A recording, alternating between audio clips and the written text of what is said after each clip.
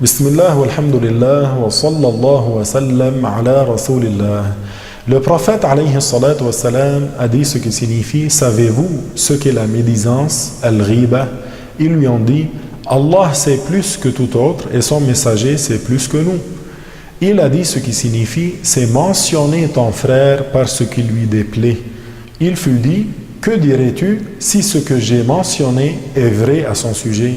Il répondit ce qui signifie: si ce que tu as dit est vrai à son sujet, c'est de la médisance. Et si ce que tu as dit n'est pas vrai à son sujet, c'est de la calomnie. Ce hadith était rapporté par Muslim. Le prophète, alayhi salatu wassalam, a fait connaître dans ce hadith deux péchés parmi les péchés de la langue, qui sont la médisance, al-ghiba, et la calomnie, al-buhtan.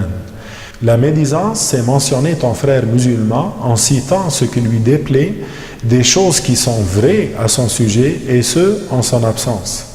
Par exemple, si un musulman a dit d'un autre musulman: un tel est borgne, alors que ce dernier n'accepte pas qu'on dise de lui qu'il est borgne, celui qui l'a dit a commis le péché de la médisance. Quant à la calomnie, c'est mentionner ton frère musulman en son absence par quelque chose qui lui déplaît et qui n'est pas vrai à son sujet.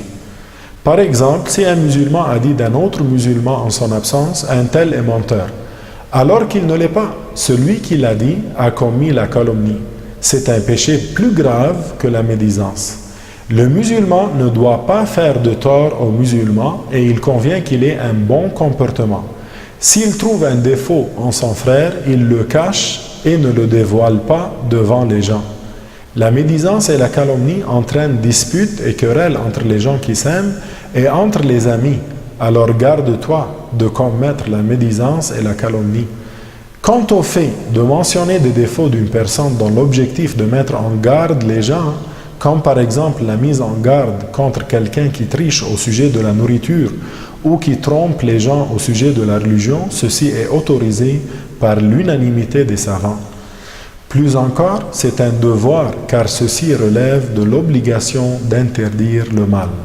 Je finis en demandant à Allah Ta'ala de nous accorder sa miséricorde et d'augmenter notre connaissance. Que la paix et le salut soient sur vous et à la prochaine.